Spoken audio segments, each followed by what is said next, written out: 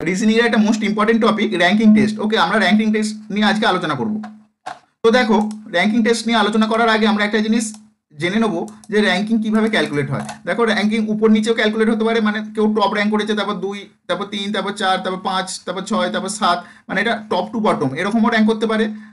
এটা হচ্ছে একরকম র্যাঙ্কিং, টপ টু বটম। আবার আরেক রকম র্যাঙ্কিং হয় লেফট টু রাইট, এইদিকে মুখ করে আছে বাঁ দিকে, তারপরে 2 নম্বরে, তারপর 3 নম্বরে, তারপর 4 নম্বরে, তারপর 5 নম্বরে, মানে এদিকটা লেফট আর এদিকটা রাইট। নর্মালি র্যাঙ্কিং এই দুরকমভাবেই হয়, মানে সরলরেখা অবস্থায় যদি তারা অবস্থান করে টপ টু বটম হবে, নাহলে লেফট টু রাইট হবে। এখন দেখো, প্রথম প্রবলেম দিয়েছে রঞ্জনের পজিশন যদি বাম দিক থেকে 27, মানে রঞ্জন যদি এখানে বসে থাকে, একটা সরলরেখা এখানে রঞ্জন বসে আছে, ওকে, তার এইদিকে আরো 26 জন বসে থাকবে, কারণ রঞ্জনের পজিশন বাম দিক থেকে 27, মানে এর আগে 26 বসে থাকবে, তারপর রঞ্জনের পজিশন এটা 27তম, ঠিক আছে। এবং ডান দিক থেকে 21, ডান দিক থেকে 21 মানে কি এই দিকে আরো 20 জন আছে, তাহলে না রঞ্জনের ডান দিক থেকে র্যাঙ্কিং হয়ে যাবে 21, ঠিক আছে। ওই লাইনে দাঁড়িয়ে থাকা, তাহলে টোটাল লোক সংখ্যা কত? দেখো, রঞ্জনের বাঁ দিকে আছে 26 জন, ডান দিকে আছে 20 জন, তাহলে রঞ্জনের বোথ সাইডে কত আছে? 26 প্লাস 20 মানে 46 জন, আর রঞ্জন নিজে একজন, তাহলে 47 জন। তাহলে ওই লাইনে দাঁড়িয়ে থাকা লোক সংখ্যা কত?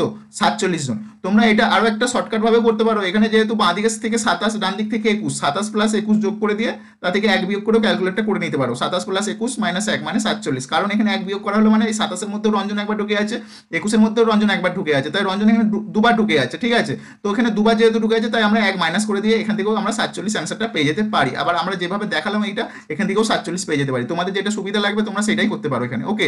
তো আমরা আরো একটা প্রবলেম দেখে নেবো। দেখো, এখানে দিয়েছে কোনো পরীক্ষায় নয়নিকা যদি টপ থেকে 16 র্যাঙ্ক করে, আগেরটা কি ছিল? লেফট থেকে রাইট ছিল। এখন দেখো টপ টু বটম, মানে উপরে একজন, তার নিচে, তার নিচে, তার নিচে, তার নিচে, এটা হচ্ছে টপ টু বটম, ঠিক আছে।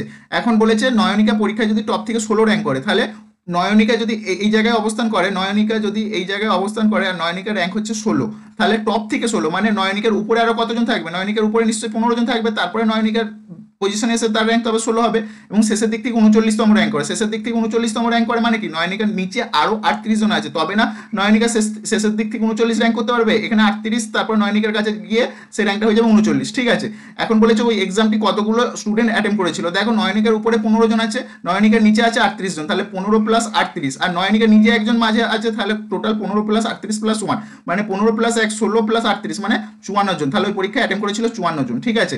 তোমরা এইভাবে না করে তাহলে আরেকটা শর্টকাট করতে পারো। এখানে যেহেতু 16 র্যাঙ্ক করেছে নয়নিকা, এখানে 16 প্লাস, এখানে যেহেতু শেষের দিক থেকে 39 র্যাঙ্ক করেছে, 16 প্লাস 39, আর এখানে দেখো 16তে নয়নিকাকে একবার নিয়ে নেওয়া হয়েছে, 39এও নয়নিকাকে একবার নিয়ে নেওয়া হয়েছে, যেহেতু দুবারই নয়নিকাকে দুবার কাউন্ট করা হয়েছে, আমরা দুবার কাউন্ট করতে পারি না, একবার কাউন্ট করতে পারি।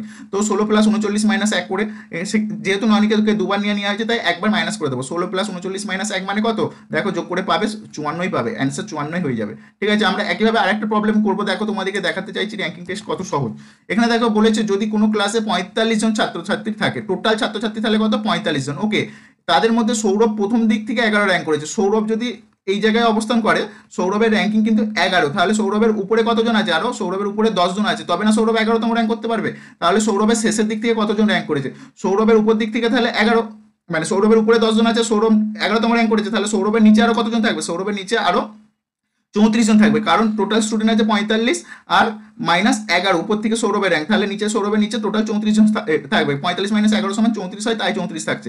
তাহলে বলেছে সৌরভ শেষের দিক থেকে র্যাঙ্ক কত করেছে? সৌরভ যেহেতু সৌরভের নিচে 34 জন আছে, তাহলে সৌরভ শেষের দিক থেকে কত র্যাঙ্ক করবে?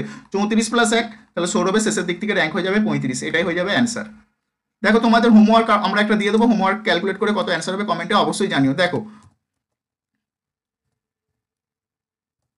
এখানে বলেছে কোনো এক ক্লাসে আকাশ নামের একটি ছাত্র যদি শুরু ও শেষের, এই জায়গাটা খুব ভাইটাল, মন দিয়ে পড়বে, শুরু ও শেষের দুই দিক থেকে 24তম র্যাঙ্ক করে, মানে প্রথম দিক থেকেও 24, শেষের দিক থেকেও 24 র্যাঙ্ক করে, তাহলে ওই ক্লাসে মোট ছাত্রছাত্রীর সংখ্যা কত? এটা উত্তর কত হবে কমেন্টে জানিয়ে, অবশ্যই এটা তোমাদের হোমওয়ার্ক রইল।